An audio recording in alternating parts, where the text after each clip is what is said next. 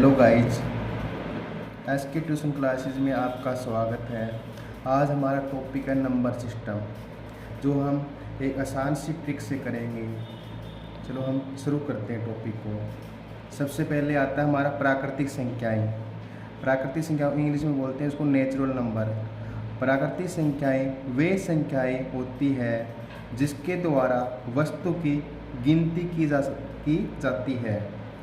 प्राकृतिक संख्याएं वे संख्याएं होती है जिसके द्वारा वस्तु की गिनती की जाती है, जैसे 1, 2, 3, 4, 5, 6 और ये अनंत तक इन्फिनिटी तक चलती रहेगी। जीरो या ऋणात्मक संख्या प्राकृतिक संख्या नहीं होती है। अब दूसरे नंबर पे आता है हमारा पूर्ण संख्याएं। दूसरे नंबर पे आता है पूर्ण संख्याएं, जिनको इंग्लिश में बोलते हैं होल नंबर। प्राकृतिक संख्याओं के समूह में यदि जीरो को भी शामिल कर लिया जाए तो पूर्ण संख्याओं का समूह बनता है, जैसे 0, 1, 2, 3, 4, 5 और ये अनंत तक इन्फिनिटी तक चलती जाएगी।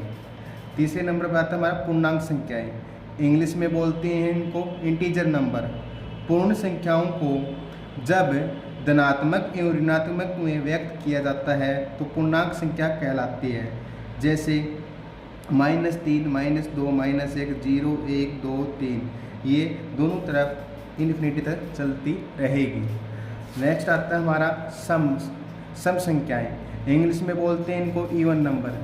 वे संख्याएं जो 2 से पूर्णतः विभाजित होती है सम संख्याएं कहलाती है, जैसे 2, 4, 6, 8, 10 और अनंत तक चलती रहेगी। उसके बाद आता है विषम संख्याएं, ओड नंबर। जो संख्या 2 से विभाजित न हो, जो संख्या 2 से भाग न हो, जैसे 1, 3, 5 और ये चलती रही कहाँ तक, इन्फिनिटी अनंत तक। आगे आता है हमारा भाज्य संख्याएं। भाज्य संख्याएं इंग्लिश में बोलते हैं कंपोजिट नंबर। वे संख्याएं जो 2 से अधिक संख्याओं से भी विभाजित हो सके उसे भाज्य संख्याएं कहते हैं, जैसे 4, 6, 8, 9, 10, 12, 14 ऐसे चलती रहेगी इन्फिनिटी तक। 4 को हम 2 संख्याओं से अधिक कैसे से भाग करें? 4 को हम 2 से भी भाग कर सकते हैं, 4 को हम 4 से भी भाग कर सकते हैं और 4 को हम 1 से भी विभाजित कर सकते हैं, तो इसलिए ये भाज्य संख्याएं कहलाएगी। नोट है, सबसे छोटी भाज्य संख्याएं 4 होती है, जो एक इम्पोर्टेंट पॉइंट है। आगे आता है अभाज्य संख्याएं। वे संख्याएं जो स्वयं और एक के अलावा किसी अन्य संख्या से पूर्णतः विभाजित न हो। अभाज्य संख्या वे होती है जो स्वयं और एक से के अलावा किसी अन्य संख्या से पूर्णतः विभाजित न हो, जैसे 2, 3, 5, 7, 11, 13, 17। 2 को हम 1 से विभाजित कर सकते हैं और 2 को हम 2 से, इसके अलावा किसी से ये भाग नहीं हुई, इस कारण उनको अभाज्य संख्याएं कहते हैं। इसके बाद आता है हमारा नेक्स्ट अभाज्य संख्याएं। इनको इंग्लिश में बोलते हैं को प्राइम नंबर, जिनका HCF या महत्व समावर्तक 1 हो, वो क्या कहलाता है? अभाज्य संख्याएं। जैसे 2, 3, 4, 7, 8, 15 इनका हम पेयर ले सकते हैं। नेक्स्ट आता है हमारा परिमेय संख्याएं। परिमेय संख्याएं रेशनल नंबर बोलते हैं इनको, जिन संख्याओं को P/Q के रूप में व्यक्त किया जा सकता है। P और Q एक पूर्णांक है और Q नॉट इक्वल 0 होना चाहिए। Q की वैल्यू कभी 0 नहीं होनी चाहिए। कभी Q की वैल्यू 0 हो गई तो वो परिमेय संख्याएं नहीं हो गई। जैसे 4/5, 9/12, -3/2, 5, √49, 0/11, 0 भी हमारे क्या है? परिमेय संख्या है। क्यों? 0 नीचे कुछ नहीं, तो किसी संख्या के नीचे कुछ नहीं होता तो उसके साथ हमेशा 1 हमेशा होता है, इस कारण ये हमारा परिमेय संख्या है। इसको भी हम P/Q के रूप में लिख सकते हैं। परिमेय संख्या के बाद आता है हमारा नेक्स्ट अपरिमेय संख्याएं।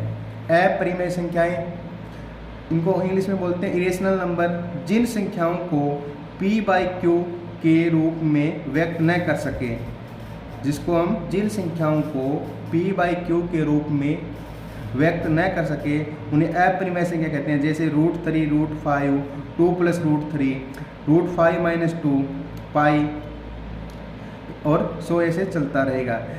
पाई हमारी क्या एक अपरिमेय संख्या है, अपरिमेय संख्या है, लेकिन इसको पाई वैल्यू हम पाई वैल्यू पुट कर लेते हैं 20 या 22+7, ये हमारी परिमेय संख्या हो जाएगी, लेकिन पाई एक क्या है, अपरिमेय संख्या है। अब कुछ इंपॉर्टेंट पॉइंट है जो आपको ध्यान में रखना है। सबसे छोटी अभाज्य संख्या 2 है और सबसे छोटी भाज्य संख्या 4 होती है। 2 ऐसी संख्या है जो सम संख्या भी है और अभाज्य संख्या भी है। अब आता है 4th पॉइंट हमारे इम्पोर्टेंट, 1 से 100 तक की गिनती में 25 अभाज्य संख्याएँ आती हैं। 1 से 50 तक हमारी 15 अभाज्य संख्या होती हैं। 51 से 100 तक हमारी 10 अभाज्य संख्याएँ होती है। नेक्स्ट है, लास्ट भी है, वास्तविक संख्याएँ, इंग्लिश में बोलते हैं रियल नंबर। सभी परिमेय संख्याएँ तथा सभी अपरिमेय संख्याएँ वास्तविक संख्याएँ कहलाती है।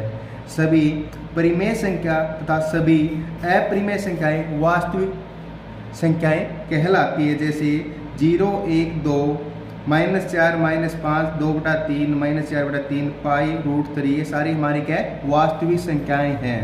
अब एक इम्पोर्टेंट पॉइंट है, सभी परिमेय संख्याएँ वास्तविक संख्या तो हो सकती है, सभी परिमेय संख्याएँ वास्तविक संख्या हो सकती है, लेकिन सभी वास्तविक संख्याएँ परिमेय संख्या नहीं हो सकती। आज का ही क्लास हमारी इतनी रहेगी, आज की क्लास। और यदि वीडियो अच्छी लगी हो तो लाइक और सब्सक्राइब कर देना। धन्यवाद।